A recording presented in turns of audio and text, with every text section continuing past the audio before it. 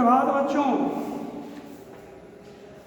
आज के इस क्लास में देखिए कि क्या पढ़ाना है हमको। मैं तो आपको क्रांतिकारियों का तपोवन, अंडमान और निकोबार पढ़ा दिया था।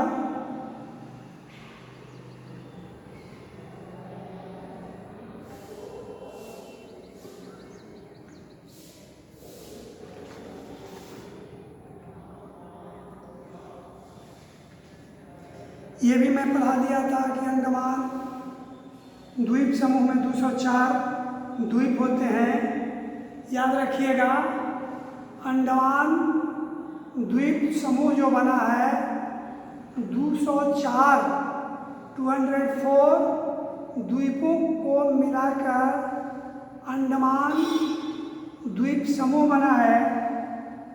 और निकोबार 19 द्वीपों का समूह है। निकोबार 19 द्वीपों का समूह है।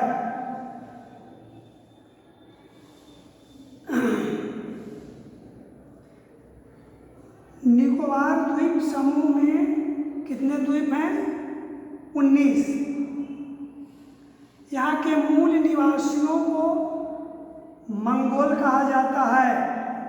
मंगोल जैसा ही उनका एक्टिविटी होता है, इसलिए मंगोल से ही संबोधित किया जाता है।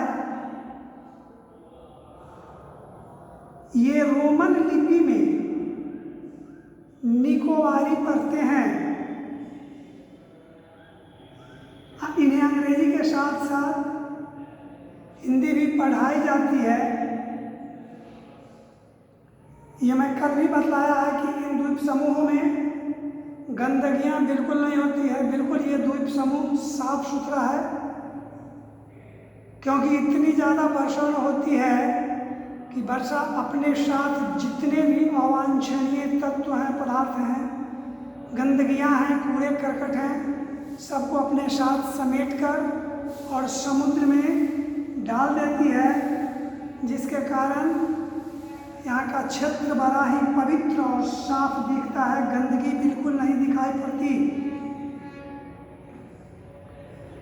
अधिक वर्षा होने के कारण पूरा कचरा समुद्र में बह जाता है। गांव के घरों के आसपास कटहल, पीपल, केले के पेड़ लगाए जाते हैं। फर्श जमीन से 6 से 7 फुट की ऊंचाई पे होती है। एक खासियत है यहाँ के घर के कि घरों में खिड़कियाँ नहीं होती है। वो जो 6-7 फुट पर जो ऊंचाई पर जो कुर्सियाँ लगाई जाती है, कुर्सियाँ होती है, हवा फर्श के तख्तों के छेदों से होकर ही आती है। तो ये सब ये वहाँ की खास बनावट है। और निकोबार की राजधानी कार निकोबार है। सांस्कृतिक दृष्टिकोण से इस द्वीप का बड़ा ही ऐतिहासिक महत्व है। सांस्कृतिक महत्व भी है, ऐतिहासिक महत्व भी है, क्योंकि ऐतिहासिक दृष्टि से यह द्वीप क्रांतिकारियों का तपोवन माना जाता है। तीर्थयात्री यहाँ के परिवेश को, यहाँ के आबो हवा को, भौतिक परिदृश्य को देखने के लिए यहाँ आते हैं। प्राकृतिक सौंदर्यता को देखने के लिए आते हैं। इसलिए इसको सैलानियों का स्वर्ग भी कहा जाता है।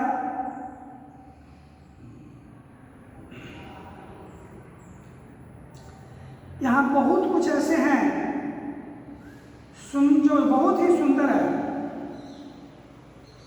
बहुत कुछ ऐसे हैं जो परस्पर भिन्न भी होते हैं, किंतु यह विभिन्नता और नाना रूप बिखेरता सौंदर्य सब एक ही ओर इशारा करता है कि विभिन्नता में ही वास्तविक एकता होती है।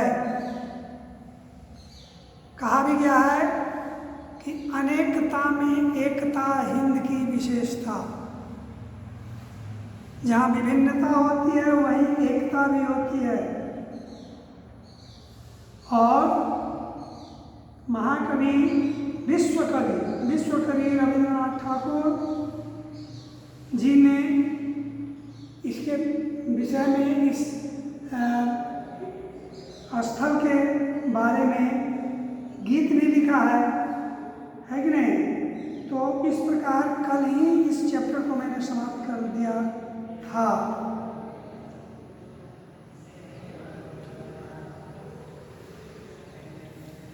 निम्नलिखित शब्दों के दो दो पर्यायवाची शब्द लिखिए। समुद्र का सागर और उदधि। समुद्र का सागर एक पर्यायवाची सागर, दूसरा उदधि किनारा, तट। तट माने किनारा होता है, और एक पुल माने भी किनारा होता है। पुल माने किनारा। युद्ध का होता है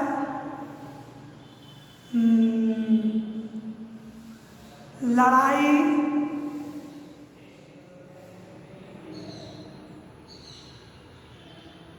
युद्ध का होता है लड़ाई। और रण माने भी युद्ध होता है।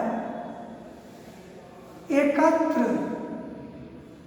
एक जगह जो कोई भी वस्तु होती है उसे एकत्र कहते हैं। समूह कहते हैं, एक समूह कहें, संगठन कहते हैं। जेल का होगा कैद खाना, समझे कि नहीं। जेल का कैद खाना होगा। और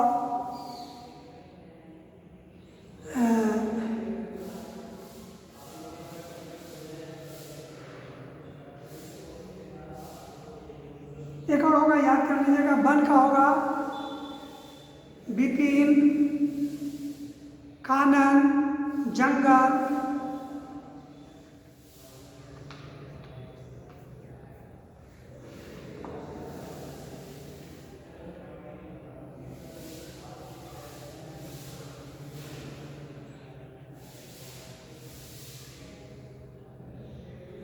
हाँ, याद आ गया जेल का। कैद खाना, बंदी गृह।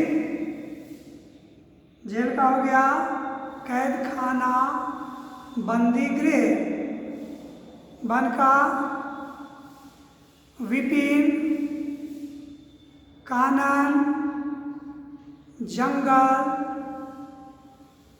समझे कि नहीं। अरण्य सब होता है। अनेक शब्दों के लिए एक शब्द लिखना है।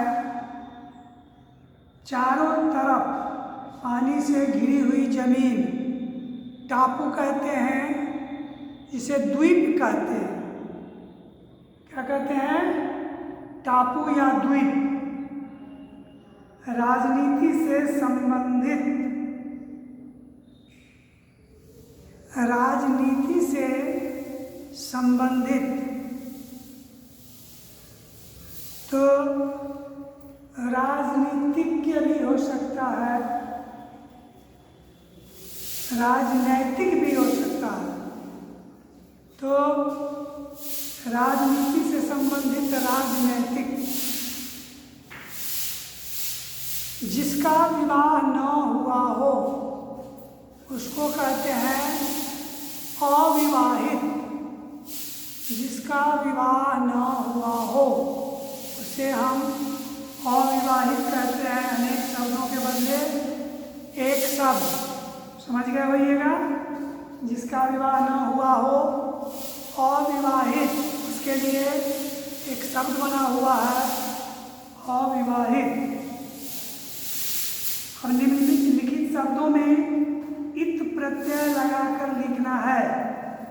परिचय, तो परिचय विषय का परिचित च हर्ष इकार दीजिएगा। विकास, विकसित च हर्ष इकार दीजिएगा। प्रचलन, प्रचलित हर्षिकार दीजिएगा। लिख, लिखित हर्षिकार दीजिएगा। आच्छादन, आच्छादित द में भी हर्षिकार दीजिएगा। सुगंध, सुगंधित। ठीक है। अब आइए बच्चों, क्रियापदों को रेखांकित कीजिए और बताइए कि क्रिया सकर्मक है या अकर्मक। क्रियापद, काफी दिनों तक देशभक्ति, देशभक्त, कैदी वहां आते थे।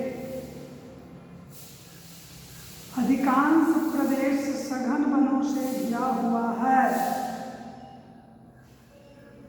तो काफी दिनों तक देशभक्त,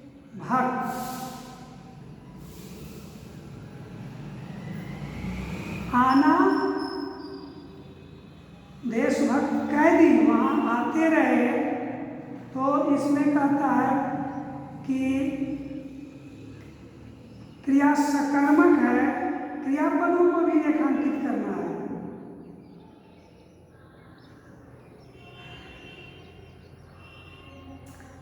आना क्रियापद है, आते रहे एक क्रियापद हुआ, और चूंकि इसमें देशभक्त कैदी है, इसीलिए यह देशभक्त कैदी जो हुआ सकर्मक हुआ। कर्म हुआ कैदी, देशभक्त कैदी कर्म हुआ, इसलिए यह क्रिया या वाक्य जो है सकर्मक क्रिया के अंतर्गत आता है। और क्रियापद इसका आते रहे, आते रहे क्रियापद हो गया, आना क्रिया हो गया। अधिकांश प्रदेश सघन वनों से घिरा हुआ है। तो घिरना क्रिया हुआ है। घिरना क्या हुआ? घिरा हुआ है, घिरना क्रिया है। अधिकांश प्रदेश सघन वनों, सघन वन यहाँ क्या हो गया? सकर्म, सघन वन सकर्म हुआ, इसलिए ये सकर्मक क्रिया हुआ। अंग्रेज इन्हें सबक सिखाना चाहते हैं, सिखाना क्रिया है। और इन्हें अंग्रेज सबक सिखाना चाहते हैं। अगर इन्हें नहीं होता, इन्हें किसी व्यक्ति विशेष की बात है, तो यहाँ पर यह सकर्म हो गया। सकर्मक क्रिया यहाँ की हरियाली पर्यटकों को अपनी ओर खींचती है। अंडमान निकोबार की प्राकृतिक छटा देखने के लिए दर्शक आते हैं।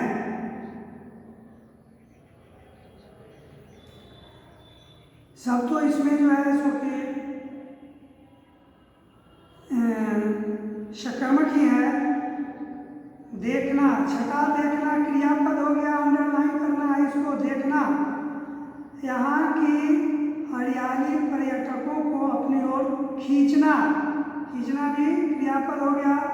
अंग्रेज इन्हें सबक सिखाना, सिखाना क्रियापद हो गया। और जितने भी वाक्य हैं सब में कर्ता के साथ कर्म भी है। जहाँ क्रिया का फल कर्म पर पड़ता है वो सकर्मक होता है। और कर्म होगा ही ना तो क्रिया का फल कर्ता ही पर पड़ेगा। काफी दिनों तक देशभक्त कैदी वहाँ आते रहे। आना क्रिया का फल किस पर पड़ा? देशभक्त कैदी पर पड़ा। तो ये सकर्मक क्रिया हुआ। ऐसे हम सकर्मक और अकर्मक की पूरी जानकारी मैं आपको दे दिया हूँ। अब आइए निम्नलिखित शब्दों के वचन बदलकर वाक्य पुनः लिखना है। वचन बदलना है। घर में पानी नहीं है। रेखांकित शब्दों के, रेखांकित शब्द तो इसमें है नहीं, ये जो वाक्य है इसमें रेखांकित शब्द होना चाहिए ना, लेकिन नहीं है। इसमें कहता है रेखांकित शब्दों के वचन बदलकर वाक्य पुनः लिखना है। तो घर में पानी नहीं है, घरों में पानी नहीं है। हालांकि रेखांकित होना चाहिए लेकिन नहीं है। लड़की ने ताली बजाई, लड़कियों ने तालियां बजाई, लड़कियों ने तालियां बजाई। कमरे में दरी बिछा दी, कमरों में दरियां बिछा दी। बगीचे में फूल खिला है,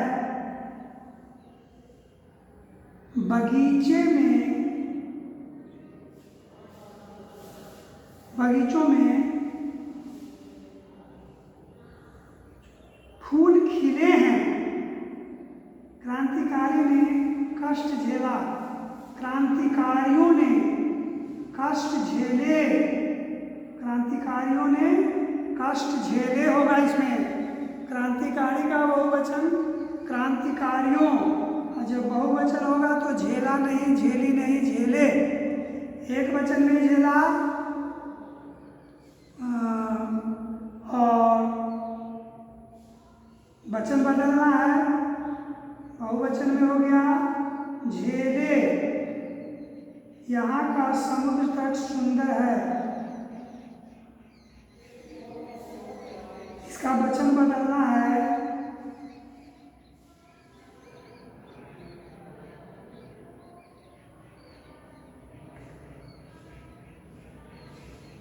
यहाँ के समुद्र तटें, यहाँ के समुद्र तटें सुंदर हैं, विसर्ग हो जाएगा।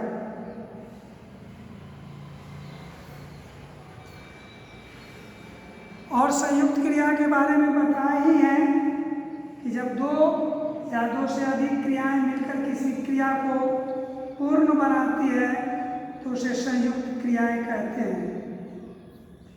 आना क्रिया हुआ, करना भी क्रिया हुआ, लेकिन आकर संयुक्त क्रिया हो गया।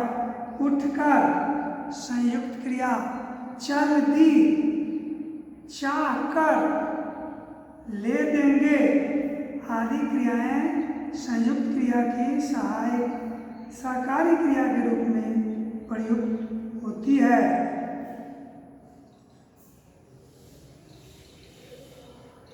तो आपको कहा जाता है कि संयुक्त क्रियाओं का प्रयोग करते हुए 5 वाक्य बनाना है, इसमें संयुक्त क्रिया हो, मतलब 2 क्रियाओं के मिलने से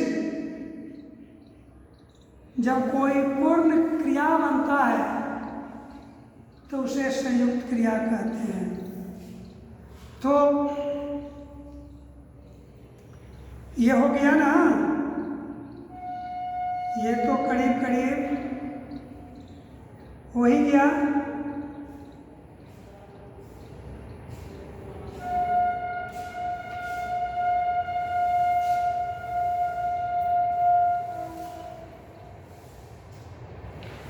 तो चारों तरफ पानी से घिरी हुई जमीन क्या कहलाता है? द्वीप या टापू।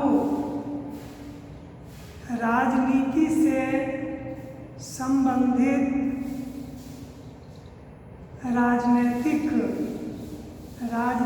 से संबंधित राजनैतिक, जिसका विवाह न हुआ हो, अविवाहित, उसका एक नाम है अविवाहित।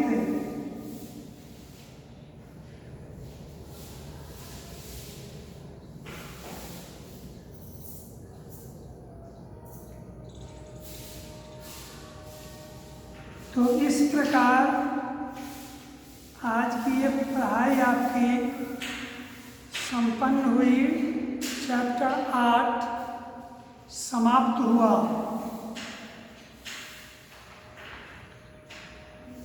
अब आपको चैप्टर 9 और चैप्टर 10 पढ़ाकर पुनः ब्रेक लगाएंगे।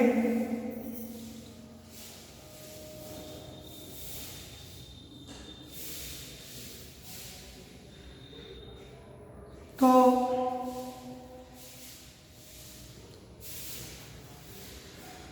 नौवां चैप्टर में है वैश्विक ऊष्मा। वैश्विक माने पूरे विश्व में। वैश्विक का मतलब होता है पूरे विश्व में। ऊष्मा मतलब गर्मी। ये बात नहीं है कि पृथ्वी पर जो गर्मी बढ़ रही है केवल आप ही के देश में बढ़ रही है। ये पूरे विश्व की समस्या है कि पृथ्वी पर तेजी से गर्मी बढ़ रही है। अगर केवल भारत की बात होती है तो भारत इस पर अधिक चिंतित होती और इसके निराकरण का कोई सॉल्यूशन ढूंढती है।